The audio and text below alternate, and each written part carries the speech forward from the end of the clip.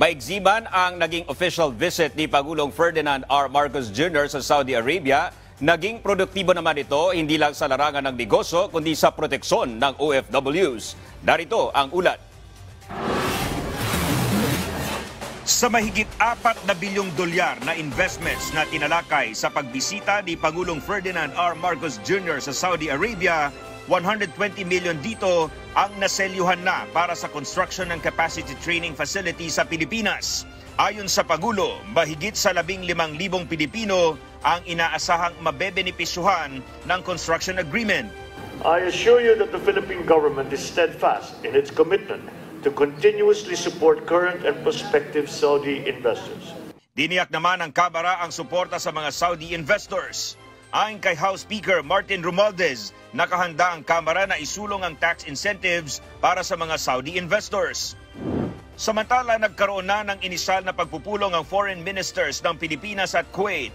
Kasunod ito ng naging pag-uusap ni na Pangulong Ferdinand R. Marcos Jr. at ng Crown Prince ng Kuwait para plansyahin ang gusot na bunga ng pagkamatay ng OFW na si Jubilee Ranara. Sabi ng Pangulo, mismo ang Crown Prince ang humingi ng paumanhin at nagbigay ng inisyatibo na ituloy ang negosasyon. There is no reason for you to apologize to us. Dahil noon yun ang hinihingi sa atin, mag-apologize tayo sa kanila. And sabi niya, as a matter of fact, I will apologize to you, sabi ng Crown Prince, dito sa nangyari. Mahigit sa 2 milyon ang manggagawang Pinoy sa mga bansa sa Gulpo. Kaya naman bukod sa pagbisita sa Filipino community, tiniyak ng Pangulo na maisusulong niya ang mga issue para sa proteksyon ng mga OFWs. Kabilang dito ang pagbabayad sa back pay ng may 10,000 OFWs na nawala ng trabaho matapos malugi ang pinapasukang kumpanya noong 2015 at 2016. We are already coming to the point na na yung detalye na lang ang pinag-uusapan. Yung listahan ng mga claimant nalinis na, maayos na.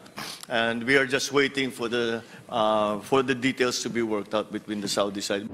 Masaya ring ibinalita ni Pangulong Marcos sa kanyang pagbabalik sa bansa na nagpahayag ng interes ang Saudi Arabia na maglagak ng puhunan sa Maharlika Investment Fund, gayon din ang ilan pang bansa sa Gulpo.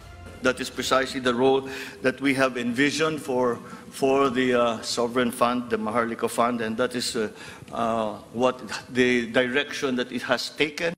Naniniwala ang Pangulo na maayos nang naipakita sa mga lider na dumalo sa ASEAN GCC Summit na ang Pilipinas ay isang bansa na sumusunod sa rules-based international order pagdating sa mga sigalot tulad ng nangyayari sa West Philippine Sea. Naipahayag rin niya ang hangarin ng Pilipinas na magkaroon ng kooperasyon sa enerhiya, seguridad at pagkain at higit sa lahat na isulong niya ang para sa kapakanan ng mga OFWs sa Gulpo. The summit provided an opportunity to project the Philippines' long-standing promotion of a rules-based international order, which is essential to the maintenance of peace, security, and stability in our regions, which sit astride 2 of the most vibrant sea lanes of trade and communications in the world. With the GCC countries home to more than 2 million hardworking Filipinos, I, of course, called for the safeguarding of their rights and of their welfare, as well as for their upskilling so as to meet the demands of the increasing digital transformation in the modern workplace. Dominic Almelor, para sa Bayan.